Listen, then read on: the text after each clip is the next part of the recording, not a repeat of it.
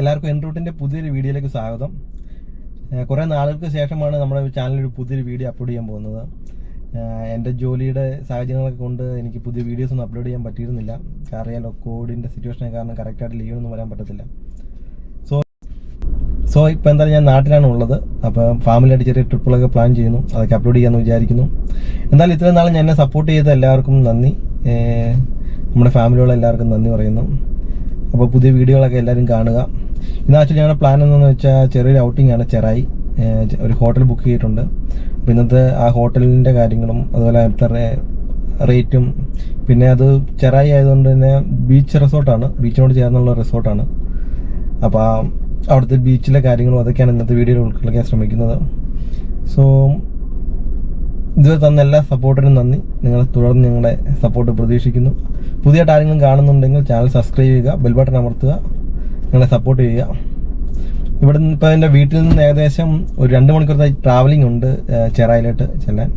So on the വേയിൽ എന്തെങ്കിലുമൊക്കെ ഉണ്ടെങ്കിൽ അതോടെ കാണിക്കാം. സോ അപ്പോൾ ലെറ്റ്സ് ഗോ.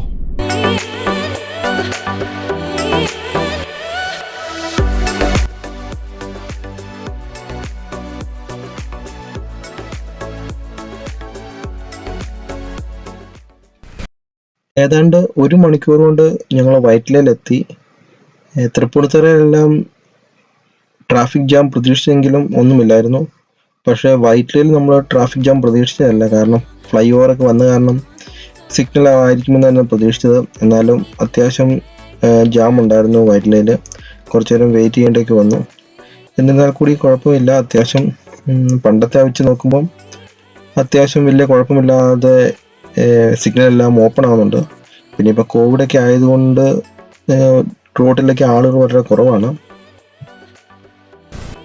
വൈറ്റിൽ നിന്ന് ചെറായിലോട്ട് പോകാൻ നിലവിൽ 2 മാർഗങ്ങളുണ്ട്. ഒന്ന് ഗോശ്രീ പാലം കയറി നമുക്ക് ഡയറക്റ്റ് ചെറായിക്ക് ചെല്ലാം. രണ്ടാമത്തത് വരാപ്പുഴ, കൂനമ്മാവ്, വടക്കൻ പറവൂർ അങ്ങനെ കയറി. ഞങ്ങളിപ്പോൾ ആ റൂട്ടാണ് ഞങ്ങൾ പോകാൻ പ്ലാൻ ചെയ്തിരിക്കുന്നത്. ഈ ചെറായി എന്ന സ്ഥലം വളരെ വ്യത്യസ്തമായൊരു ഭൂപ്രദേശമുള്ളതാണ്. കാരണം എന്താണെന്ന് വെച്ചാൽ നമ്മളിപ്പോൾ കാണുന്ന പോലെ ഈ റോഡിൻ്റെ 2 വശത്തും കാണുന്നത് കായലാണ്. നമ്മൾ ആ കായലിനെ ക്രോസ് ചെയ്താണ് ചെറായിലോട്ട് ചെല്ലേണ്ടത്.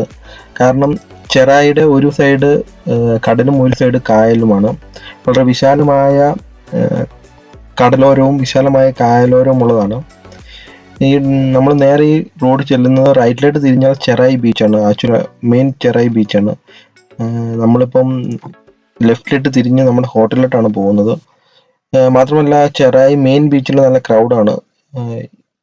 ഈ സാഹചര്യത്തിൽ നമ്മൾ അത് യൂസ് ചെയ്യാൻ പ്ലാൻ ചെയ്യുന്നില്ല. നമ്മൾ നേരെ പോകുന്നത് നമ്മുടെ ഹോട്ടലിൻ്റെ തൊട്ട് ഫ്രണ്ടിലുള്ള ബീച്ചാണ് നമ്മൾ യൂസ് ചെയ്യാൻ പ്ലാൻ ചെയ്തിരിക്കുന്നത്.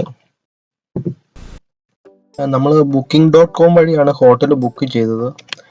നമ്മൾ ബുക്ക് ചെയ്തിരിക്കുന്ന ഹോട്ടലാണ് ഇത്. Edassery sea line villa stay എന്ന് പറഞ്ഞൊരു ഹോട്ടലാണ്. ഇത് ബുക്ക് ചെയ്യാൻ കാരണം ഇതിൻ്റെ ഫ്രണ്ട് സൈഡ് ബീച്ചാണ്. നമുക്ക് വളരെ പെട്ടെന്ന് ബീച്ചിലിട്ട് ആക്സസ് ഉണ്ട്. കൂടാതെ വലിയ ക്രൗഡൊന്നും ഉണ്ടായിരിക്കത്തില്ല. അതാണ് മെയിനായിട്ട് ഇത് ബുക്ക് ചെയ്യാനുള്ള കാരണം. ഇതിൻ്റെ റേറ്റ് എന്നൊക്കെ പറയുന്നത് അത്യാവശ്യം അഫോർഡബിൾ ആയിട്ടുള്ള റേറ്റ് ആണ്. ഇതാണ് ഹോട്ടലിൻ്റെ റൂം. ഫുൾ സൈസ് ബെഡ്, പിന്നെ അത്യാവശ്യം കൊള്ളാവുന്ന ബാത്റൂം, പിന്നെ TV, കോഫി കുടിക്കാനുള്ള പാത്രങ്ങൾ, പിന്നെ ഒരു ചെറിയ അലമാര, അതെല്ലാം ഉണ്ട്. പിന്നെ കൂടാതെ ഇതിൻ്റെ ഫ്രണ്ട് വ്യൂ എന്ന് പറയുന്നത് നേരെ സീ ആണ്. ഇത് ബാൽക്കണിയാണ്. ബാൽക്കണിയിൽ ഇറങ്ങി നമുക്ക് രാത്രി ഇരിക്കുകയോ ഫുഡ് കഴിക്കുകയൊക്കെ ചെയ്യാനുള്ള സംവിധാനം അവിടെ നിന്നുണ്ട്. അത് ഞാൻ പിന്നീട് ഓപ്പൺ ചെയ്ത് കാണിക്കാം. അപ്പോൾ ഹോട്ടലിൽ കുഴപ്പമില്ലാത്തൊരിതാണ്. അത്യാവശ്യം ഒരു ഫാമിലിക്ക് ഒന്ന് താമസിക്കാൻ പറ്റിയ റേറ്റും അത്യാവശ്യം കുഴപ്പമില്ല. അതേപോലെ സെറ്റപ്പുകളും കുഴപ്പമില്ല. അത്യാവശ്യം ക്ലീനാണ്, നീറ്റാണ് എല്ലാം. കൂടാതെ ഇതിനകത്തൊരു പൂളുണ്ട്. പൂളിപ്പോൾ കറണ്ടിൽ യൂസ് ചെയ്യുന്നില്ല അവർ.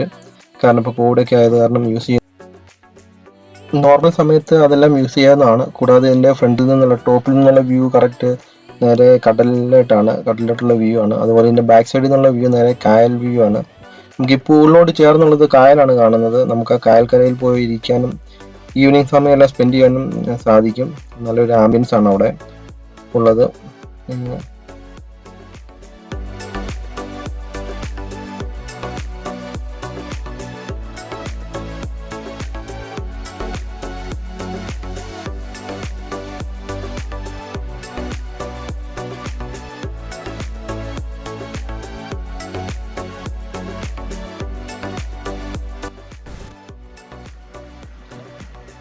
ഇവിടുന്ന് ചെല്ലുമ്പോൾ നേരെ റൈറ്റ് സൈഡിൽ കാണുന്നതാണ് ഇവിടുത്തെ റിസപ്ഷൻ. വളരെ ചെറിയ റിസപ്ഷനാണ്.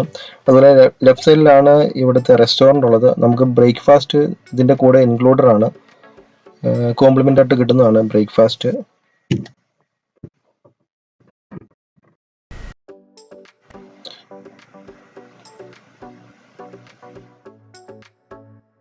ഇതിൻ്റെ സ്കൈ വ്യൂ ആണ്. ഇത് കാണുമ്പോൾ നിങ്ങൾക്ക് കറക്റ്റായിട്ട് മനസ്സിലാകും എങ്ങനെയാണ് ഈ ഹോട്ടൽ സ്ഥിതി ചെയ്യുന്നത്. അതിൻ്റെ എല്ലാം ഡീറ്റെയിൽസ് നിങ്ങൾക്ക് കറക്റ്റായിട്ട് മനസ്സിലാകും ഈ സ്കൈ വ്യൂ കാണുമ്പോഴത്തേനും. സോ ഈ ഹോട്ടൽ ഞങ്ങൾ പ്രിഫർ ചെയ്യാനുള്ള മെയിൻ കാരണം എന്തെന്ന് വെച്ചാൽ നമുക്ക് ഡയറക്റ്റ് ബീച്ചിലോട്ട് ആക്സസ് ഉണ്ട്.